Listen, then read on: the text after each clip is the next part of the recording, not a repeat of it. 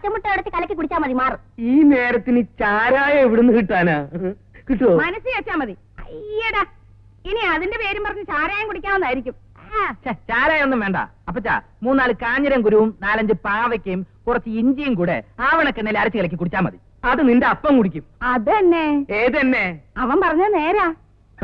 തലയ്ക്ക് സുഖമില്ലെങ്കിൽ എന്താ ചെയ്യാ, ഭാര്യ ആയാലും അല്ലേ? അല്ല, സെക്കൻഡ് ടൈം ചെക്ക് ചെയ്തിട്ട് വന്നാ മതി. അങ്ങനെ തന്നെയാണ് നിങ്ങൾ പറഞ്ഞത്. പിന്നെ അക്കൗണ്ട് ഒക്കെ ശരിയാക്കിയതിന് ശേഷം സ്റ്റോക്ക് എടുപ്പ് കൂടി ഇന്ന് തന്നെ ഇങ്ങോട്ട് തുടങ്ങിക്കോ. അത് നാളെ തുടങ്ങിയാ പോരാ അപ്പച്ച? പോരാ, ഇന്ന് തന്നെ തുടങ്ങണം. അപ്പച്ച, ഇന്ന് കറുത്ത വാവാ, നല്ല ദിവസമല്ല. വേറെ ഒറ്റ അടി വെച്ചെന്നുണ്ടല്ലോ. അതെ, നിങ്ങളുടെ ചോറ് വീട്ടിൽ തന്നെ ഇരിക്കും. അത് പട്ടിയൊന്നും വന്ന് തിന്നില്ല. അപ്പൊ അപ്പച്ചൻ നമ്മൾ വന്നിട്ട് ആഹാരം കഴിക്കൂ. അത് നീ എന്നെ പട്ടീന്ന് വിളിച്ചല്ലടാ കള്ള. നിന്നെ ഞാൻ വീട്ടിലേക്ക് വാ, വീട്ടിലേക്ക് വന്ന് ശരിയാക്കി തരാം. ഞാൻ അങ്ങനെ ഉറങ്ങൊന്നുമില്ല. നിനക്ക് ഇന്ന് 2 തന്നിട്ടുള്ള കാര്യമുള്ളൂ.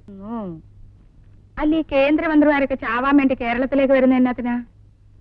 എന്താ താ കണ്ടില്ലേ, കേന്ദ്രമന്ത്രി കേരളത്തിലേക്ക് ചാവാൻ വരുന്നു. ഒന്നുകൂടെ വായിച്ചേ. വായിക്കേ. കേരളത്തിലേക്ക് കേന്ദ്രമന്ത്രി എന്താ ചാവാൻ വരുന്നു. ഒറ്റ അടി വെച്ചെന്നുണ്ടല്ല, കണ്ണാടി വെച്ചുള്ള ഇരിപ്പ് കണ്ടപ്പോ ഞാനൊന്ന് വായിക്കട്ടെ. കേന്ദ്രത്തിൽ നിന്ന് നിന്റെ അപ്പം കേരളത്തിലേക്ക് ചാവാൻ വരില്ലേ? കാണാൻ വയ്യെങ്കിൽ നീ അടക്കളയല്ലേ, നമുക്ക് ഇറങ്ങാം. നിങ്ങൾ പോയിക്കോ, ഞാൻ പുറകെ വന്നോളാം. അത് പറയാൻ പറ്റുകയില്ല. ആ ചുങ്കത്തറക്കാർ രണ്ടും കൽപ്പിച്ച് ഇറങ്ങിയിരിക്കുക. എന്ന് വെച്ച് പുറത്തേക്ക് ഇറങ്ങാതിരിക്കാൻ പറ്റുമോ? എന്തും ചെയ്യാൻ പഠിക്കാത്തവരാ. വല്ലതും സംഭവിച്ചിട്ട് പിന്നെ വല്ലതും പറഞ്ഞിട്ട് കാര്യമുണ്ടോ? നിങ്ങൾ ഒറ്റയ്ക്ക് പോയാൽ ശരിയാകുകയല്ല. എന്റെ കാര്യം അവിടെ നിൽക്കട്ടെ. നിങ്ങൾക്ക് പേടിയുണ്ട്? ഉണ്ട്. അപ്പച്ചൻ ഇനി അവരുടെ കയ്യിൽ നിന്ന് ഇടികൊള്ളുമെന്ന് ഞങ്ങൾക്ക് പേടിയുണ്ട്. ഓക്കെ, അത്രയല്ലേ ഉള്ളൂ. എന്നാ നമുക്ക് ഒരുമിച്ച് ഇറങ്ങാം. ഇടി കൊള്ളുമ്പോഴേ നമുക്ക് 3 ആൾക്കും പങ്കിട്ടെടുക്കാം.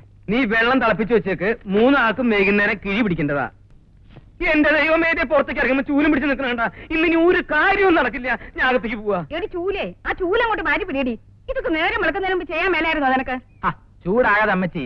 ഇന്നലെ ചൂലും കണി കണ്ടോണ്ട് ഇറങ്ങി പോയിട്ട് വല്ല കുഴപ്പമുണ്ടോ? നല്ല അസല് കച്ചവടമായിരുന്നു. ഈ ശകുനത്തിലൊന്നും ഒരു കാര്യമില്ല. അതന്നെ. ഏതെന്നെ? ഈ ചൂലുകാരനാ ഇന്നലെ ഒരു പരിചയമില്ലാത്ത തെമ്മാടികളിൽ എനിക്ക് അടി കിട്ടിയത്. ഈ ശകുനത്തിലും കണിയിലൊക്കെ സ്വല്പം കാര്യമുണ്ട്. അതന്നെ.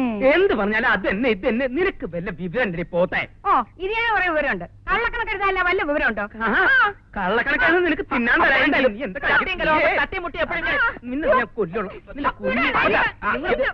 എന്നും കടയിൽ പോണതിന് മുമ്പ് എല്ലാരും കൂടെ ഒരു സീൻ ഉണ്ടാക്കിട്ടാ പോകുന്ന വെച്ചാ അപ്പച്ചനും കണക്കന്നെ അമ്മച്ചും കണക്കന്നെ.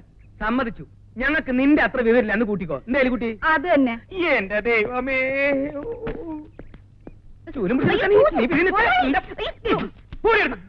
വെറുതെ മുണ്ടും ചട്ടിയെടുത്ത് നടക്കാ പിശാചുക്കള്. ക്രിസ്ത്യാനികളുടെ പേര് കളയാൻ. വണ്ടി വിടറാ.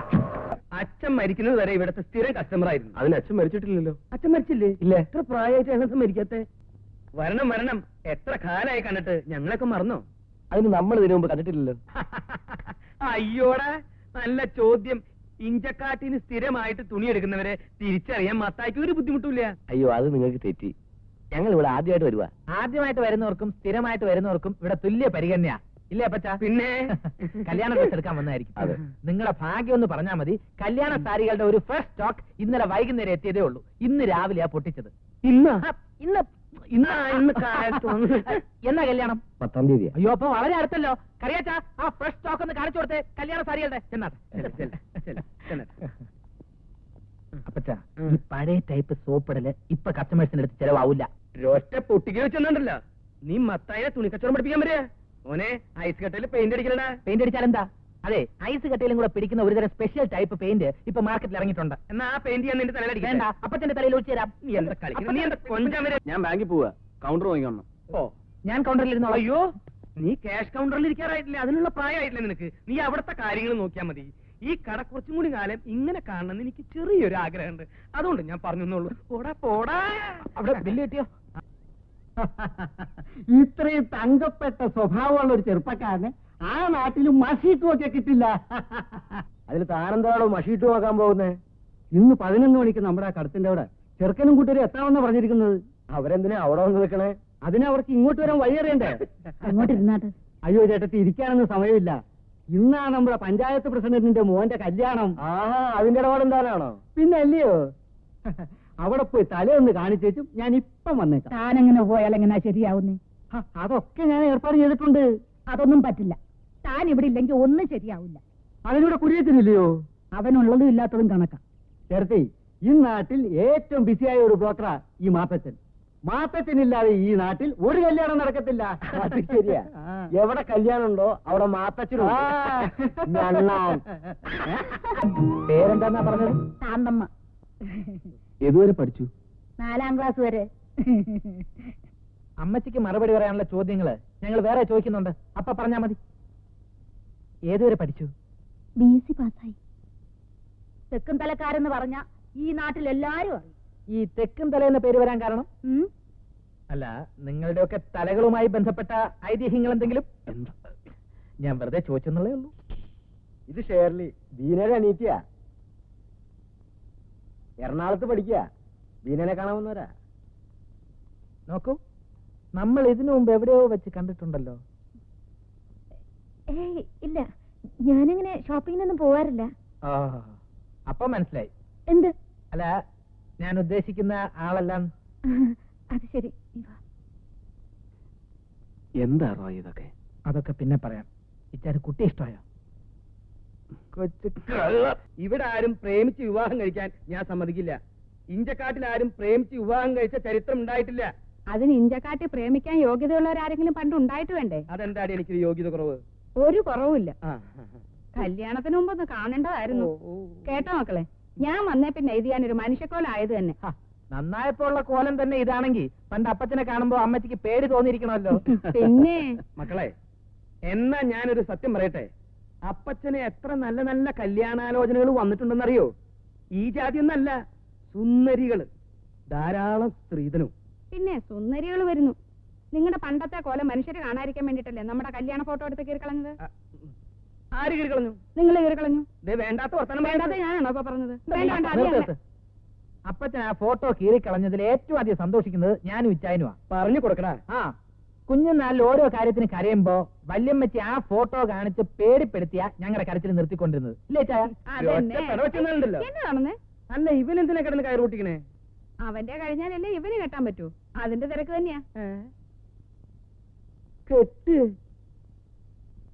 ഇവന് അസുഖമായി കിടന്നപ്പോ നമ്മൾ രണ്ടുപേരും കൂടി നേർന്ന നേർച്ചയും കാഴ്ചയൊക്കെ നീ മറന്നോ? എന്താണത്? മോനെ, നിന്റെ അസുഖം മാറിയ നിന്നെ പള്ളിയിൽ അച്ഛനാക്കാന്ന് ഈ അപ്പച്ചന് നേർച്ചയുണ്ട്. എന്നാ അപ്പച്ചൻ ഒരു വാക്ക് എന്നോട് നേരത്തെ പറയണ്ടേ? എനിക്കും നേർച്ചയുണ്ട്. എന്ത്? അതെ, എനിക്ക് ജനിക്കാൻ പോകുന്ന കുട്ടിയെ പള്ളിയിൽ അച്ഛനാക്കാമെന്ന് ഞാനും വളരെ നേരത്തെ നേർന്നതാ. ആ നേരത്തെ മാറ്റി വെച്ചേക്ക്. എന്നാ അപ്പച്ചന്റെ നേരത്തെ അപ്പച്ചൻ കൊണ്ട് മാറ്റി. ഞാനത് മാറ്റി വെച്ചു. ഞാൻ മാറ്റി. ഞാൻ മാറ്റി.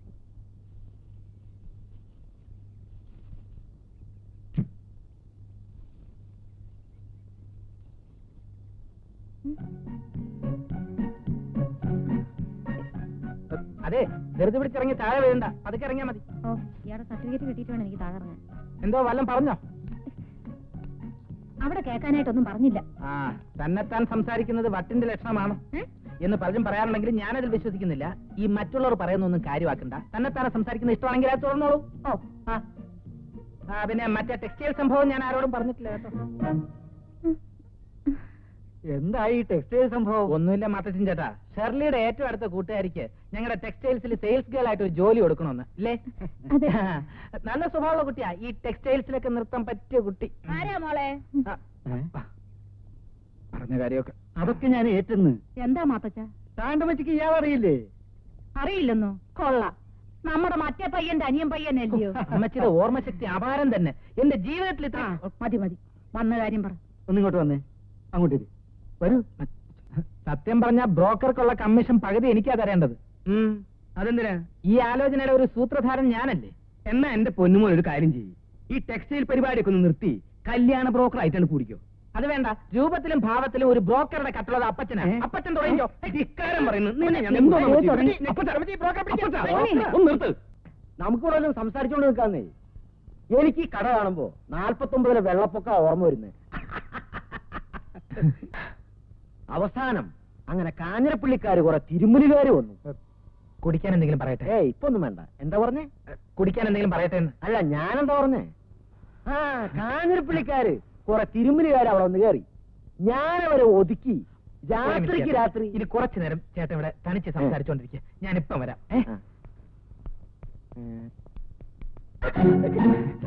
എടുക്കണ്ടേ? ഷെർലി ഒന്നും എടുക്കുന്നില്ലേ? ചേച്ചി സെലക്ട് ചെയ്തിട്ട് ഞാൻ എടുക്കാം. ചേച്ചി ഒരു സെലക്ഷൻ നടത്തിയിരിക്കല്ലേ? മനസ്സിലായില്ല. ഇച്ചായനെ സെലക്ട് ചെയ്ത കാര്യമാ പറഞ്ഞു. തമാശ പറഞ്ഞാണോ? പകുതി തമാശയായിട്ടും പകുതി സീരിയസ് ആയിട്ടാ പറഞ്ഞേ. എന്റെ അടുത്ത് വലിയ തമാശ വേണ്ട, സീരിയസ് മാത്രം മതി, അതാ എനിക്കിഷ്ടം. പിന്നെ കൂട്ടുകാരിയുടെ കട്ട് പീസ് മോഷണത്തിന്റെ കാര്യവും പറഞ്ഞ് ഇനി എന്നെ ബ്ലാക്ക്മെയിൽ ചെയ്യാൻ വരരുത്. അത് വളരെ ചീപ്പാണ്. ഇതിനൊക്കെ ഉരുളക്കുപ്പേര് പോലുള്ള മറുപടികൾ തരാൻ എനിക്ക് അറിയാഞ്ഞിട്ടല്ല, പക്ഷെ വേണ്ട. അത് തന്നോടുള്ള സോഫ്റ്റ് കോർണർ അല്ല, തന്റെ ചേച്ചിയോടുള്ള കൺസിഡറേഷനാണ്. അങ്ങനെയുള്ള ഒരു കൺസിഡറേഷനും ആവശ്യമില്ല കേട്ടോ. എന്താണോ ഷെർലിയുടെ ഓരോരോ തമാശകളെ സമയം പോകുന്ന അറിയത്തില്ല. ഈ ഫലിത ബന്ധുക്കളിൽ സ്ഥിരമായിട്ട് ഒരു ഷെർലിയുടെ പേര് കാണാറുണ്ടല്ലോ. ആ ഷെർലിയാണോ ഈ ഷെർലി? അല്ല, അല്ല, അത് ബുദ്ധിയുള്ള ആരെങ്കിലും ആയിരിക്കും.